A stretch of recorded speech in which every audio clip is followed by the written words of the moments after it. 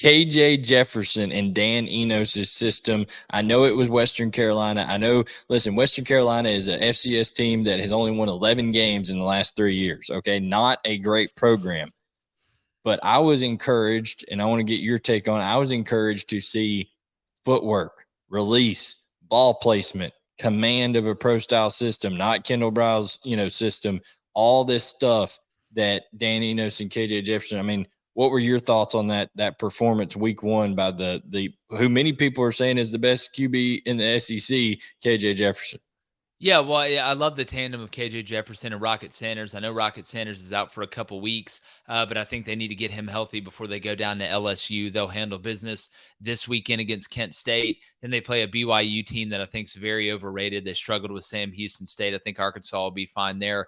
But, they had a lot of transfers in from lower levels at wide receiver. The guys were very efficient. KJ started out hitting his first 12 passes, I believe. They seem very in sync. And one of the biggest questions, about Arkansas outside of depth, especially on the defensive side, is in this new system, will they protect KJ Jefferson a little bit more? And that's not protecting him from himself. He's going to break tackles and run around and take off. And on 4th and 1 and 3rd and 1, you got to put the ball in your best player's hands. It's something that we talked about when we sat down with Sam Pittman at SEC Media Days. But it's the design quarterback runs. It's trying to keep KJ out of harm's way as much as possible, because the one knock on KJ, I know he's built like the Eiffel Tower, but he hasn't made it through a whole season yet being healthy without having to miss time. I think Dan Enos understands that. I think that's something that Sam Pittman understands. And I tell you what, when I watched that game, I know it's Western Carolina. You basically threw a daycare out at Arkansas, but watching their defense run around, watching the physicality of that defense, I really liked what I saw. We projected Arkansas to go 9-3. I believe in that. If Rocket can get healthy, I'm telling you, this team's, I think this is the year where they get to that 9-win mark and people kind of get off Sam Pittman's back a little bit. Yeah, I mean, I was just thoroughly impressed. You mentioned protecting him.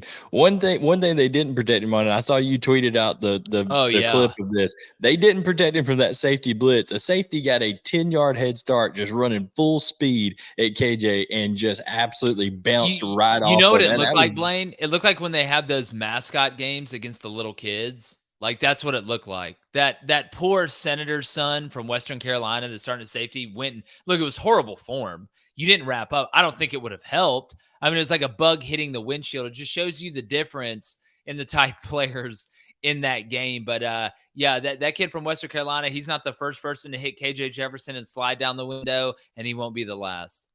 no doubt. And the other thing I wanted to point out, I did a kind of breakdown on that game.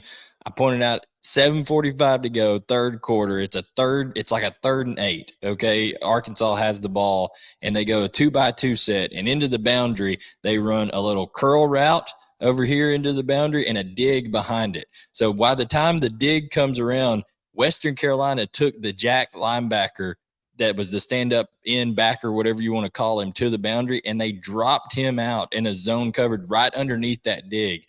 KJ had the presence of mind and also had the experience to feel that come underneath, and he layered that right over that dropper and in front of a nickel who had dropped into coverage on the other side. That's the kind of stuff that I see out of KJ Jefferson that I think Joe Milton tries to throw that ball through that freaking jack linebacker, and KJ is able to layer. That's what I'm impressed with right Yeah. now with KJ Well, Jefferson. listen, you can't always be Jackson Pollock. Sometimes you got to be Bob Ross. And that's why it's Yeah. called passing and not throwing. There's nuance to it, right? If it was just about who could throw it the furthest and who could throw it the hardest, then that'd be a different story. But that's not what playing quarterback is. That's not what passing is. There's a reason that guys who may not throw the ball 100 miles per hour are able to play a long time, in the NFL. You see the same thing in Major League Baseball. You can be Randy Johnson, you can be Greg Maddux. There's a lot of different ways to skin a cat. But when you have all those tools at your disposal, it makes you a complete player. And that comes with experience, right? But that's a hard trait to learn. Mike Leach said you're either born being accurate with feel or you're not. Some guys can get a little bit better, but KJ, from when he started to where he is right now, at least early in this year, he's really made a big step, and that's through hard work.